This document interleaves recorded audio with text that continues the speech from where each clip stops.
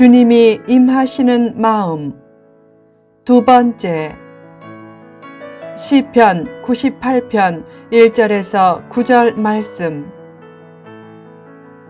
전편에 이어서 계속됩니다. 3. 즐겁게 찬송하는 마음. 시인은 찬송하는 마음을 담아 온 땅에게 수금과 음성과 나팔과 호각 소리로 하나님을 즐겁게 노래하고 외치라고 선포했다. 또한 자연 만물들도 즐겁게 노래하라고 의인화된 표현을 써서 찬양을 강조했다. 우주 만물도 찬양해야 한다면 구원받은 성도는 더욱 찬양해야 한다. 때로 힘든 상황을 만나 하나님의 플랜 A가 막혀도 하나님의 플랜 B를 신뢰하고 즐거운 찬송을 잃지 말라. 고난받으신 예수님처럼 어떤 고난도 감수하겠다고 각오하면 고난이 주어져도 반드시 부활의 은혜와 영광을 맛보게 될 것이다. 아이가 아프면 부모는 그 아이를 건강한 아이보다 더 생각한다. 그처럼 성도가 어려움을 당하면 하나님이 더욱 가까이 하신다. 결국 고난의 때에 은혜의 가능성은 커진다. 고난을 너무 두려워하지 말라. 고난은 사람을 강하게 만든다. 지구에서 강하고 장수하는 사람은 북쪽의 추운 지역에 많은 편이다. 올림픽 금메달 수상자들이나 경제적으로 윤택한 사람들도 북쪽의 추운 지역에 많은 편이다. 추운 환경이 나쁜 것만은 아니다. 겨울 등산 후 사우나에 가면 피부에 윤기가 흐른다.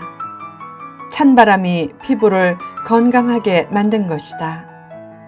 얼굴을 닦아 피부 각질이 깎이면 점점 피부가 없어져야 하는데 오히려 새로운 피부가 나면서 더 좋아진다.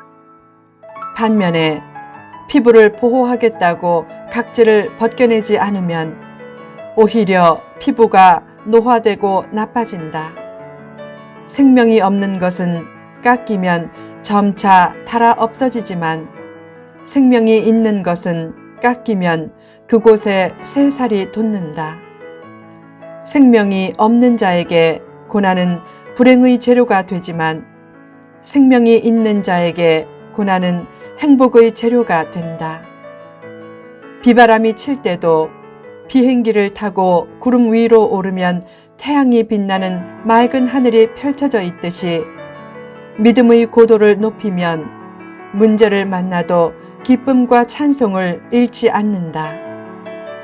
사람이 물에 빠져 죽는 것은 물이 깊어서가 아니라 수영을 못해서다. 문제가 어려운 것이 문제가 아니고 문제를 풀 실력이 없는 것이 문제다.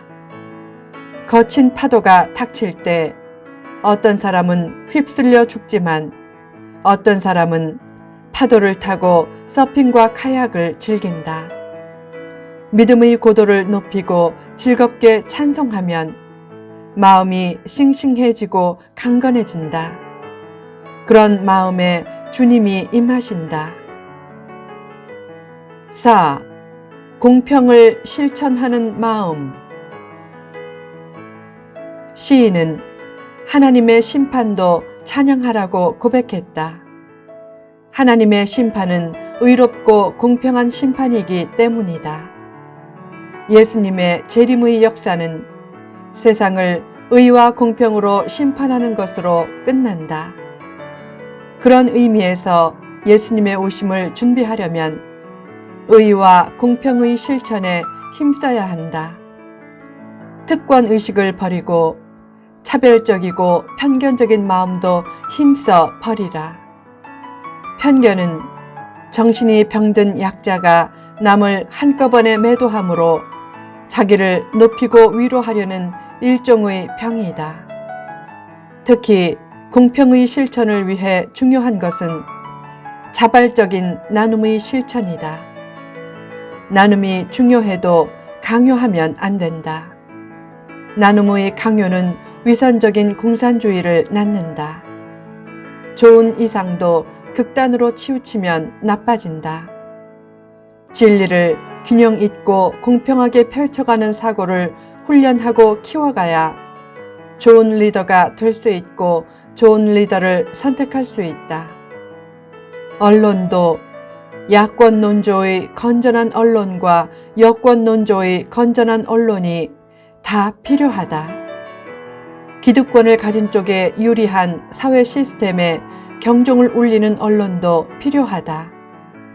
없는 자의 한이 무한하게 커지는 것을 방치하면 나중에 사회가 치러야 할 뼈아픈 대가도 커지기 때문이다. 그 사실을 아는 경제계의 참된 거목은 자신을 비판하는 언론조차도 소리나지 않게 지원한다.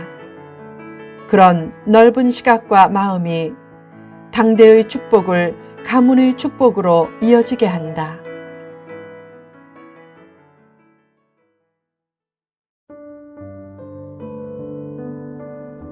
본능적인 관점으로는 어떤 논조의 언론을 선호할 수 있다. 그러나 사회적인 관점으로는 반대편 논조의 언론도 필요함을 인정해야 한다. 선한 영향력은 정당한 반대 의견을 수용하는 능력에 비례한다. 한 진영이 어떤 정책을 추구할 때 다른 진영이 브레이크를 거는 소리에도 귀를 기울일 수 있어야 한다. 순수한 이상가들이 계산적인 전술가들에 의해 농락당하는 상황을 막으려면 여당과 야당은 서로의 소리를 참고할 줄 알아야 한다. 예전에 아시안 게임 때 북한의 실세 3명이 갑자기 와서 많은 사람들이 좋은 징조라고 들뜨자 보수 언론 패널들이 말했다. 너무 흥분하지 맙시다.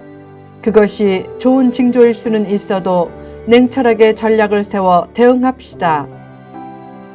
그런 말을 브레이크를 거는 말로만 여기지 말고 그런 말도 남북 화해란 의제에서 필요한 소리로 여기고 귀를 기울일 필요가 있다. 뜨거운 열정과 침착한 분별력을 겸비할 때 선한 일이 이루어진다. 극단은 늘 주의해야 한다. 작은 자를 살펴주라. 공평한 사회를 만들려면 무엇보다도 작은 자를 살피고 작은 자의 소리에 귀를 기울이고 더 나아가 힘써 자기 것을 나눌 줄 알아야 한다. 사람은 외형에 이끌리는 본능이 있다. 구원받은 성도들조차 그런 본능적인 시대상을 쫓아간다면 그 모습을 지켜보는 일반인들의 실망이 커지게 된다. 그런 실망이 없도록 성도는 없는 자들과 작은 자들의 서름을 이해하며 그들에 대한 관심과 배려를 수시로 다짐해야 한다.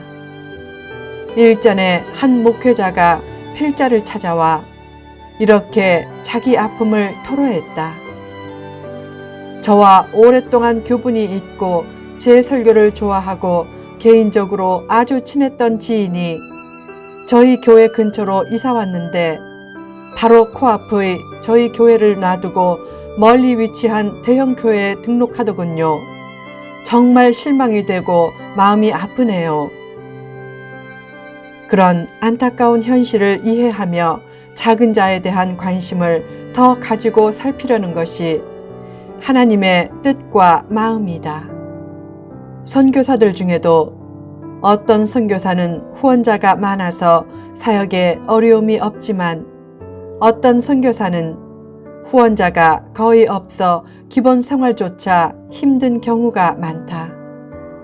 그런 상황을 이해하고 소외감과 외로움의 물이 자기 통제의 뚝을 넘어 선교의 불길을 끄지 않도록 어려운 선교사들을 위해서는 더 기도하고 후원해 주려고 해야 한다.